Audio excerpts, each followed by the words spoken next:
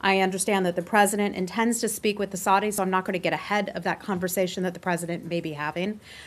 In the secretary's statement, he said that we've seen conflicting reports about his status. We're not going to make any judgments about what had happened to him. The United States is certainly concerned about his whereabouts. Senior officials at the State Department have spoken with Saudi officials through diplomatic channels about the matter. We call on the government of Saudi Arabia to conduct a thorough and transparent investigation. It was nearly a week between his first reports of his disappearance and that statement from Secretary Pompeo. Why was there such a delay between those two events? So are you assuming that taking time to put out a statement means that the State Department has not been doing anything? Is that your assumption?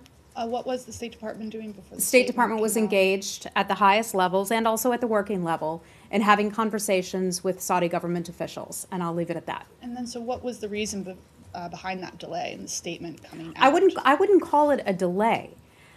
The United States government, as we handle situations in other countries as well, sometimes we decide to conduct our conversations and to conduct our diplomacy more privately than publicly because we feel that that could have the best outcome, and I'll leave it at that. I wanted to ask, why has not Secretary Pompeo said that if the reports are true and the Saudis, our allies, turn out to be cold-blooded killers, that there will be repercussions? I think that would be entirely a hypothetical question. And so if the Brits decide they want to comment that way, they're more than welcome to do so. But we're going to wait until the facts come out. And we call again for a thorough and transparent investigation. Will there be repercussions?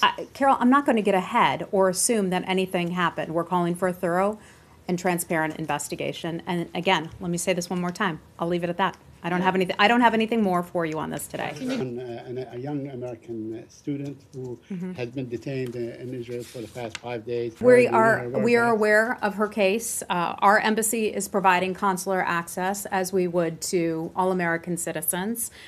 We value freedom of expression. You and I have talked about this many times. Also in cases where people don't agree with local policies or even the United States policies.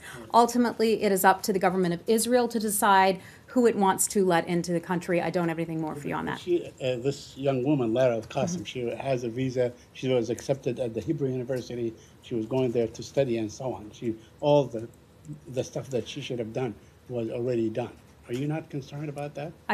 Saeed, it's ultimately up to the government of Israel, or any country for that matter, to decide which individuals, which Americans it wants to let in. Okay? The issue here is not that she wasn't allowed in, it's that she's being detained. Excuse me, or being detained. I don't have any information beyond that, okay? I've been covering this place for 10 years. I don't come every day. Okay, well, it's nice to meet you. That is something.